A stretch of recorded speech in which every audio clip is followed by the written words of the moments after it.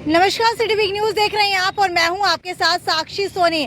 हालांकि अगर किसानों की अब बात की जाए तो आपको बता देते हैं पिछले कुछ समय में अगर बेरोजगारी दर की बात की जाए तो बेरोजगारी बहुत ज्यादा बढ़ चुकी है। लेकिन एक किसान ही एकमात्र ऐसा व्यक्ति है जो कहीं ना कहीं अपनी फसल को बो करके और अपना जो है निर्वाहन कर रहा है। लेकिन क्या हो जब मार किसान के ऊपर ही पड़ने लगे। और आपको यहाँ पर जो ये सारे के सारे किसान दिख रहे हैं, ये सारे किसान यहाँ पर 3 गाँव से पहुंचे हैं क्योंकि इनकी फसल जो है कपास, बाजरा, मूंग और गवार की पूरी खराब हो चुकी है। लगभग 90% फसल खराब हो चुकी है क्योंकि बेमौसम बरसात हुई थी और इसी के कारण सरकार ने कहा था कि मुआवजा दिया जाएगा। हालांकि आपको बता देते कि पिछले साल का भी मुआवजा जो है अब तक नहीं दिया गया है, जिसकी वजह से किसानों को तड़प तड़प के खून के आंसू यहाँ पर रोने पड़ रहे हैं। लेकिन यहाँ पर जितने भी किसान मेरे साथ मौजूद है उनसे जानने की कोशिश करते हैं। मुझे ये बताइए, अभी आपको कौन कौन सी फसलों का मुआवजा नहीं मिला है?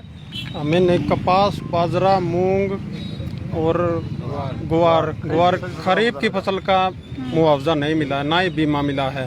जो कि पिछले वर्ष हिसार डिस्ट्रिक्ट के सभी गांवों को मिला है। उमरा, सुल्तानपुर और मुजादपुर, इन तीनों गांवों को नहीं मिला है बिल्कुल भी। ठीक है, उमरा, सुल्तानपुर, मुजादपुर, सिर्फ यही 3 गांव ऐसे क्यों है जिनको मुआवजा नहीं मिला है? क्या पीछे से मुआवजा नहीं आया या फिर आपकी बीमा क्लेम करने वाली कंपनी जो है वो खा गई मुआवजा? मैम, हमारे पिछले साल की रिपोर्ट एग्रीकल्चर डिपार्टमेंट ने क्रॉप कटिंग के समय एक बार तो हमारे गांव एडीओ गया, तीनों गांव में, लेकिन अगली दोनों रिपोर्ट एडीओ ने घर बैठे बनाई। डीसी रेट का एडीओ था, एडीओ प्रशासन ने सस्पेंड कर दिया। एडीओ तो प्रशासन ने सस्पेंड करने से काम चल गया, लेकिन 3 गांव का जो बीमा क्लेम था 4-5 करोड़ रुपए का, उसका हमारे पास आज तक हम 3 बार डीसी मैडम को, 2 बार एसडीएम हासी को, तहसीलदार को रिपोर्ट, सर्वे, सीएम इंडो सबकी में लगा चुके हैं, लेकिन हमारा कोई जवाब प्रशासन दे नहीं रहा। ठीक है, मुझे ये बताइए कि कितने प्रतिशत फसल आपकी खराब हो चुकी है और फसल खराब होने के बाद इन्वेस्टिगेशन करने के लिए वहाँ कौन पहुँचा था कि कितनी प्रतिशत फसल जो है खराब हुई है?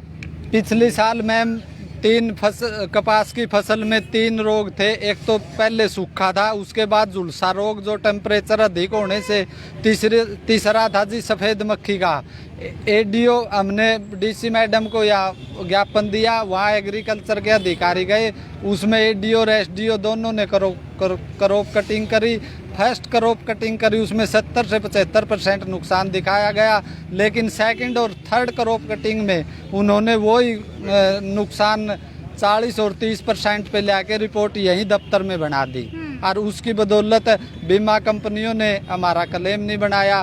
प्रशासन का जो गलती थी वो खामियाजा किसानों ने भुगतना पड़ा। यानी कि साफ तौर के ऊपर हम कह सकते हैं कि इन्वेस्टिगेशन पूरे तरीके से नहीं हुई थी, सिर्फ ऑफिस के अंदर बैठकर ही 30 से 40% जो है खराबी दिखा दी गई थी। मैम, ये सभी एग्रीकल्चर की और प्रशासन की मिली भगत से रिश्वत लेकर रिपोर्ट गलत बनाई गई और उसका खामियाजा उमरा, सुल्तानपुर, मुजादपुर, मैंड, डेरी, आसी के तकरीबन गांव ने भुगतना पड़ा। हमारे साथ लगते कुछ गांव में 10-20% मुआवजा मिला, लेकिन 3 गांव में 1 रुपया भी बीमा के नाम पर नहीं मिला। अब डीसी मैडम ने आपको क्या आश्वासन दिया है? अभी तो डीसी मैडम ने कहा है, पिछली भी सीएम विंडो लगा रखी है, डीसी मैडम की रिपोर्ट दी हमने निकलवा के। इस बार का हमें आश्वासन दिया है, हमारे सामने ही डीडी एग्रीकल्चर को फ़ोन किया है भाई इनकी वहाँ मौके पे जाके मुआयना कर।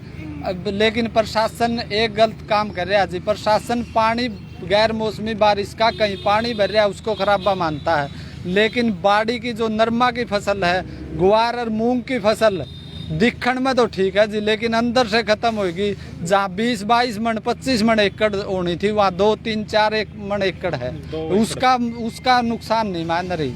अच्छा, ये बताइए लगभग कितने लाख का, करोड़ का, कितने का नुकसान हुआ है पूरे के पूरे गाँव को? इन तीनों गाँव को कुल मिला के देखें तो 10 करोड़ से ऊपर का बजट बनता है जी। 5-6 करोड़ का बजट पिछले साल का। और अगर मुआवजे की बात की जाए तो मुआवजा कितने प्रतिशत दिया जाता है? मुआवजा तो 40,000 प्रति एकड़ का है जी।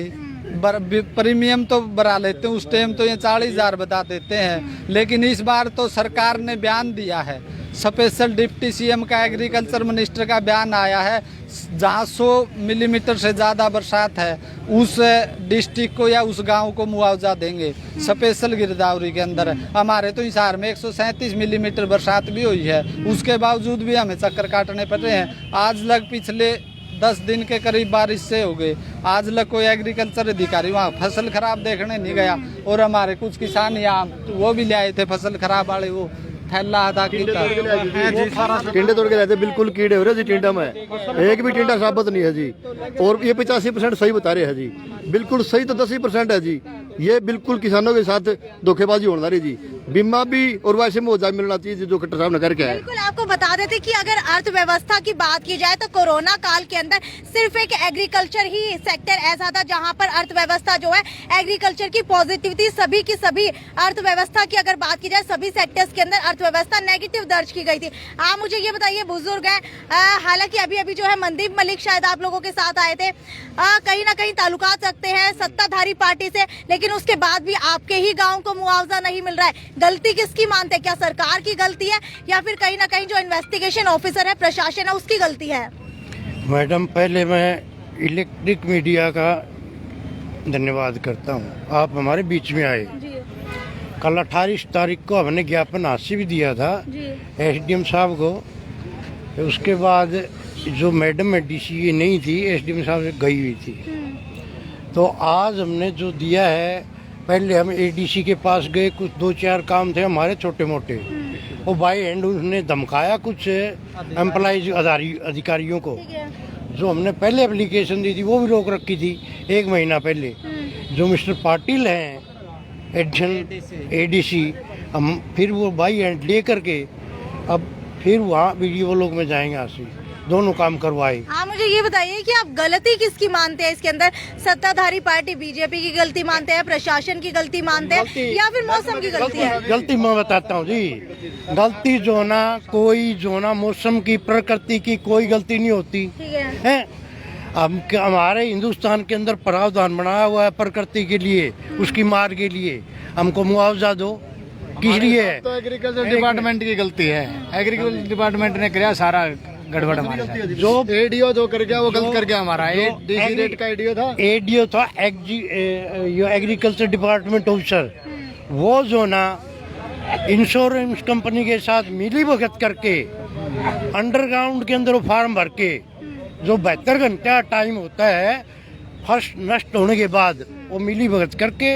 अच्छा, मुझे ये बताइए, जब फसल नष्ट हुई थी क्या 72 घंटे के अंदर ही इन्वेस्टिगेशन ऑफिसर एडीओ आपके फसलों की जांच करने के लिए पहुंच गए थे? नहीं, कोई नहीं पहुंचा अभी तक, कोई अधिकारी, कोई पटवारी अभी तक नहीं पहुंचा? अभी तक नहीं पहुंचा है, अभी तक नहीं पहुंचा है। तो मैडम को हम बोल रहे हैं, डीसी मैडम को, वहाँ एक दिन हमारे गांव में आए, छोटी छोटी जो ना बातें आपको बताएं, इकट्ठे हो जाएं सातों गाँव। आश्वासन दिया 2-4 दिन में आ जाएंगी। और इसको जो पूरी पिछले साल का हमारा जो मुआवजा था वो पूरे का पूरे जानबूझ करके खाया गया है। और दूसरी बात, अब की बार जो बीमा करवा रखा है लोगों ने केसीसी कार्ड का, वो भी मुश्किल मिलेगा हमारे लोगों को। लगभग ऐसा होता है जब भी फसल खराब होती है तो 72 घंटे के अंदर जांच नहीं की जाती है, उसके बाद एडीओ आता है, जांच करता है, लेकिन बरसात को उसका कारण नहीं बताया जाता है। कितनी सहमत है? ये बिल्कुल पूरी यही बात है जी। रिस्पॉन्सिबिलिटी उसकी है जी, डिपार्टमेंट की है, हमारी तो नहीं है। उसको डिपार्टमेंट को मालूम है बारिश होगी है? और रोजनामचा किस लिए बनाते हैं? थाने में, तहसील में, पटवारी में रोजनामचे में डेली चढ़ाई जाती है। मैडम ने हमें आश्वासन दिया है कि मैं तुम्हारा फिजिकली सर्वे करूंगी खेतों का, और किसी एक उमरा या सुल्तानपुर किसी गांव में आऊंगी, वहाँ फिजिकली सर्वे करके देखूंगी। ये आश्वासन दे के हमें भेजा गया। आगे देखो, पहली बार तो धोखा हो गया जी। मैंने बात आज अब की बार हमारे साथ ये धोखा नहीं हुआ है, इसलिए हम तो चक्कर काट रहे हैं जी। मुआवजा भी मिलना चाहिए जी हमने, और बीमा मिलना चाहिए। दोनों सरकार से ज्यादा गलती प्रशासन की है जी, पिछली बार भी इस साल भी। सारा जो दोष है, नहीं वो बीमा ना मिलना किसानों को, ये प्रशासन की मिली भगत बीमा कंपनी है, ना कि सरकार। सारी की सारी धोखाधड़ी सिर्फ किसानों के साथ ही क्यों होती है? किसानों के साथ तो ये प्रशासन मिल के जी, एक बार बताओ, बीमा कंपनी के साथ मिल ले जी, और उसके साथ किसान किसी के साथ मिले जी।